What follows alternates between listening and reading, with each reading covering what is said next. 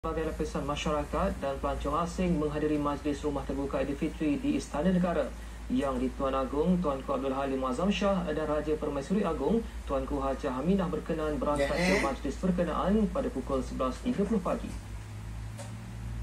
Majlis Rumah Terbuka ini berlangsung di perkarangan istana dan orang ramai mula tiba seawal pukul 9 pagi. Sri Paduka Baginda berdua kemudian mengambil peluang beramah mesra dengan rakyat jelata yang beratur panjang untuk berpeluang bersalaman dan melihat yang lebih dekat yang di-Tuan Agong. Sebelum itu, yang di-Tuan Agong Tuanku Abdul Halim Muazzam Shah bertemu dengan Dif-Dif Berkenaan Amaat Utama di Tahsin, sahabat dan kerabat terdekat dalam majlis beramah mesra di Dewan Santapan Utama. JK mari sini. JK sini. Sini, Syaki sini. Sini. Majlis Rumah Terbuka Aidilfitri yang sabatu dianjurkan Abang ada ni. Menerima kunjungan berbagai lapisan masyarakat termasuk pelancong asing.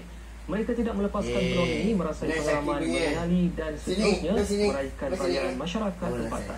Ambil. Tak mahu lu saya. Menyifatkan Majlis Rumah Terbuka ini JK mari sini. mereka JK. untuk mengenali budaya masyarakat lebih dekat. Sini. Majlis Rumah Terbuka Perdana Menteri Datuk Seri Najib Tun Razak dan anggota Kabinet pula berlangsung di Sri Perdana Putrajaya.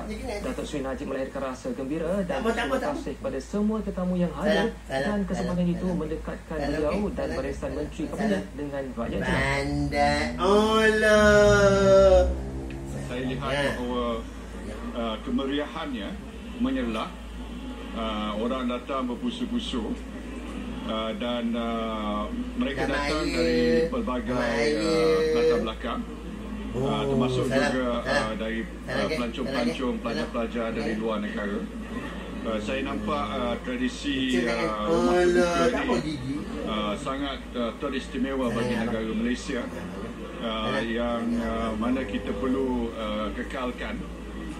Saya rasa lebih dapat peluang kemesraan dengan rakyat jelata, tidak kira kedudukan mereka dan apa juga perbezaan, tetapi pada hari ini 1 Syawal, Hari Raya Aidilfitri ini, kita merasakan bahawa ada satu semangat penyatuan.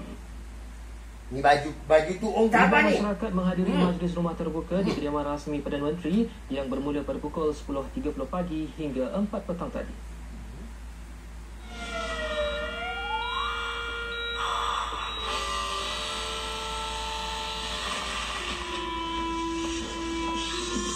Jangan abang.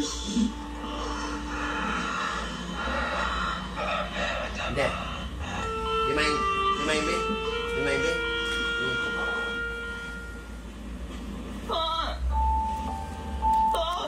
Son, mami kêu nè.